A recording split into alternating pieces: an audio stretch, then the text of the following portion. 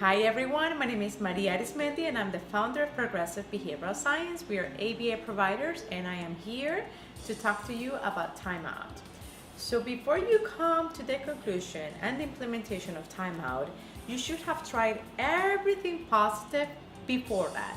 And what do I mean by positive? It means you catch your child being good, okay? Many parents, the children are playing properly, they're playing nicely, they ignore them. The moment they start fighting, that's when you go and you pay attention. Well, that's a problem because the children will learn to misbehave to get that attention. Also, you want to show your child what is the behavior that you want them to exhibit. So show them. If you want them to share nicely, you share with them, and now is your turn to share. So if you tried all this positive, and there are many, many more positive things to try before, then you come to the conclusion that timeout is where you need to go to reduce problem behaviors. Here are some tips on how to properly implement timeout. Timeout is a procedure that takes time. It takes effort and it takes patience. So do you do timeout when you're very tired, you come home from work and you just want to go to sleep? No, because timeout may take a lot of time and patience and effort.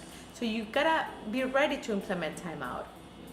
Usually the length of timeout is 1 minute per age. So if your child is 3 years old, then you do 3 minutes. If your child is in a situation that he or she displays in a problem behavior, you move them to the timeout area. So you remove them from this situation that they like. So for example, they were in the playground, they started fighting with a friend, you remove them from that situation, you put them in a timeout area where they are no longer participating in that situation for the set amount of time that is based on the year. So if the child is 3 years old, like I said, it will be 3 minutes. So let's say the child is screaming and crying for 2.5 minutes.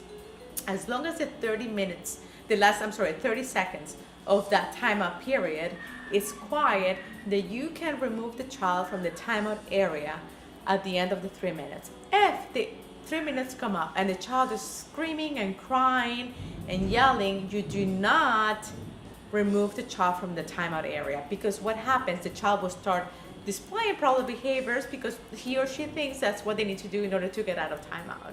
Okay, timeout is consistently, it takes time, so you want to make sure that you do it to reduce problem behaviors in a consistent way. Thank you so much and happy parenting.